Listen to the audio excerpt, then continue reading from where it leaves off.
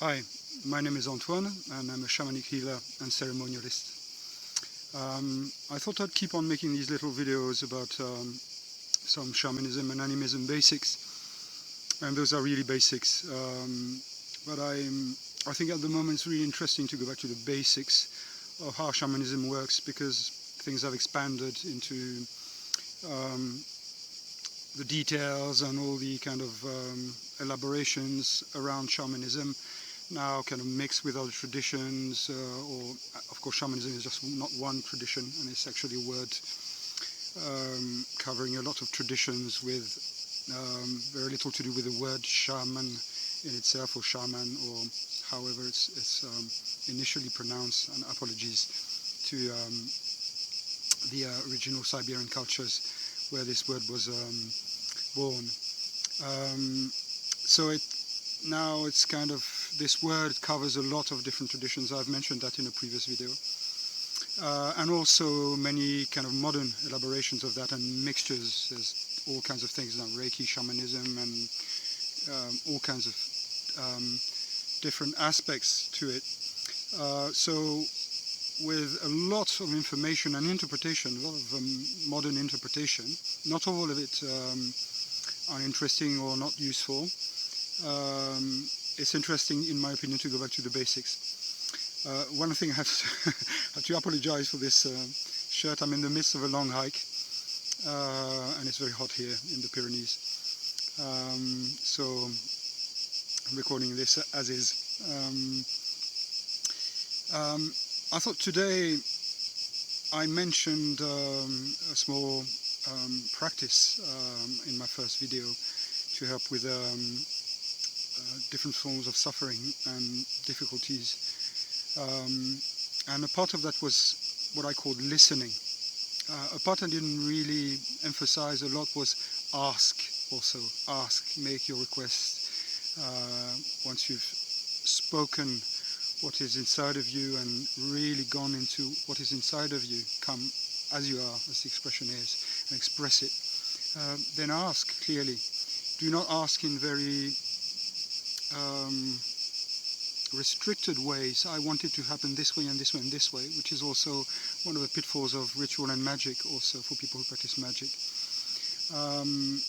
You have to also be able to state your desire and intent, but also not say this is how it's going to happen, in a way that doesn't allow for the flexibility and creativity of life to come, and also doesn't allow you to experience and go through the contractions you may have and the unconscious, I won't say, you could say beliefs, but I think also this can be misleading. Beliefs indeed, but experiences, contractions, you could say, you may have linked to your history, your own makeup, and all kinds of things. So you have sometimes to go through them, with the help of your ritual process and intent. So intent is an important thing. In order, you have to go through them, maybe in order to access your current aim, if it's healing, for example, of a certain thing. And in my experience and opinion, that's me, we're at a specific time where, in my opinion, what I experience and what I see people I work with experience, and overall kind of perception of how things are going, human beings cannot nowadays very much jump over major wounds and knots and disharmonious patterns within their structures, or not harmonious in patterns within themselves. So part of our, and that's my perception, part of our retaining even certain things is also going through certain things, and we might in that journey realize that what we were aiming for is not necessarily what is the most fulfilling or interesting for us. And we're at a time where responsibility for the human being of his unconscious aspects, or you could say his inner lower worlds, and that's not lower because they're lower in level. You could say in Spanish there's the word inframundo.